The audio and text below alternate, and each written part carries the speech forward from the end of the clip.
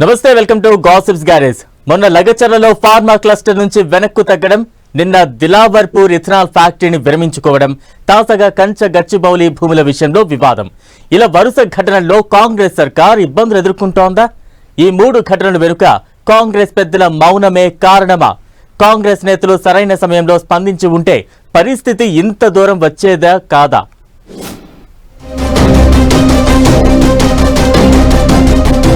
Lagacharla pharma విషయంలో ప్రభుత్వం back step. Dilawarpur ethanol factory అంశంలోనూ సేమ్ సీన్. తాజాగా కంచ గచ్చిబౌలి భూముల విషయంలో రగడ. వాస్తవాలు చెప్పడంలో రేవంత్ సర్కార్దే వైఫల్యమా? తెలంగాణలో కాంగ్రెస్ అధికారంలోకొచ్చినప్పటి నుంచి పాలనాపరంగా తీసుకుంటున్న నిర్ణయాల్లో అనుకోని అవాంతరాలు ఎదురవుతూనే ఉన్నాయి. అందులో ప్రధానంగా చెప్పుకోవాల్సింది లగచర్ల, దిలావర్పూర్, కంచ గచ్చిబౌలి రగడ గురించే.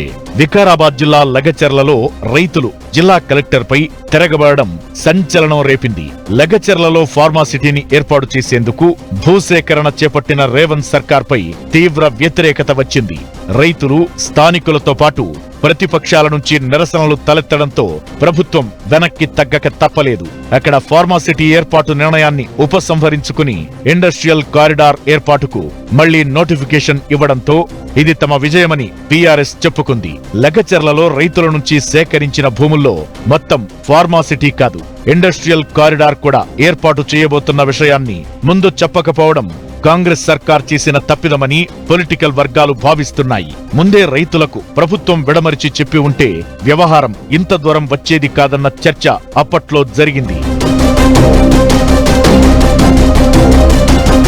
ఇక దిలావర్పూర్లో ఇథనాల్ ఫ్యాక్టరీ ఏర్పాటుకు వ్యతిరేకంగా రైతులు చేసిన ఆందోళన ఆర్డీఓ మీద దాడి చేసేదాకా వెళ్లింది. ఈ వ్యవహారంపై కూడా బీఆర్ఎస్ ఆందోళనకి దిగింది. అయితే ఇక్కడ ఇథనాల్ ఫ్యాక్టరీకి అనుమతులిచ్చింది గత బీఆర్ఎస్ ప్రభుత్వమే అన్నది అసలు విషయం. దీనిపై ప్రభుత్వం ముందుగా క్లారిటీ ఇవ్వలేదు. మంత్రి సీతక్క రంగంలోకి దిగే వరకు కూడా అసలు విషయం బయటకు రాలేదు. ఈ పనేదో ముందే చేసి ఉంటే రైతుల్లో అంత వ్యతిరేకత వచ్చి రోడ్డెక్కే వాళ్లు కాదనే అభిప్రాయం వ్యక్తమవుతోంది.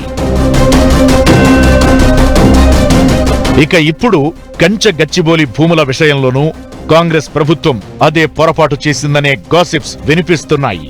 హైదరాబాద్ సెంట్రల్ యూనివర్సిటీ పక్కన ఉన్న 400 ఎకరాల భూములను వేలం ద్వారా అమ్మాలని భావించింది కాంగ్రెస్ ప్రభుత్వం. అక్కడ లేఅవుట్ ను అభివృద్ధి చేసి ఐటీ, ఇండస్ట్రియల్ పార్క్ ను ఏర్పాటు చేయాలని నిర్ణయించింది. అయితే రేవంత్ సర్కార్ నిర్ణయాన్ని వ్యతిరేకిస్తూ హెచ్సియు విద్యార్థులు గళం విప్పారు. ఆ తరువాత ప్రతిపక్ష పార్టీలు, పర్యావరణవేత్తలు, సినీ రంగ ప్రముఖులు ఎంటర్ అయ్యారు. అభివృద్ధి కోసం అడవుల్ని లేకుండా చేస్తారా అనే ప్రశ్న మొదలైంది. పర్యావరణాన్ని నాశనం చేయొద్దనే వాదన తెరపైకొచ్చింది. విషయం హైకోర్టు నుంచి సుప్రీంకోర్టు దాకా వెళ్లింది. యూనివర్సిటీలో చెట్లను నరికివేయడంపై సుప్రీంకోర్టు స్టే విధించింది. దీంతో ఈ వ్యవహారంపై మంత్రులతో కమిటీ వేసింది. ఈ కమిటీ సభ్యులు సెంట్రల్ యూనివర్సిటీ విద్యార్థులు, ప్రజా సంఘాలతో సంప్రదింపులు జరపనుంది. అయితే కంచ గచ్చిబౌలి భూముల్ని అమ్మాలని నిర్ణయం తీసుకున్నాక విద్యార్థుల నుంచి వ్యతిరేకత వచ్చిన వెంటనే ప్రభుత్వం స్పందించాల్సిందన్న అభిప్రాయం వ్యక్తమవుతోంది. హెచ్సియు స్టూడెంట్స్ తో పాటు పర్యావరణవేత్తలతో సంప్రదింపులు జరిపి వాళ్లను ఒప్పించి ముందుకెళ్లుంటే ఈ సమస్య వచ్చేది కాదనేది కాంగ్రెస్ లోనే వినిపిస్తున్న ఇన్నర్ టాక్. కానీ విషయం సుప్రీంకోర్టు దాకా వెళ్లాక, న్యాయస్థానాలు సీరియస్ అయ్యాక ఇప్పుడు మంత్రుల కమిటీ వేసి సంప్రదింపులు జరిపినా జరగాల్సిన నష్టం జరిగిపోయిందనే టాక్ వినిపిస్తోంది.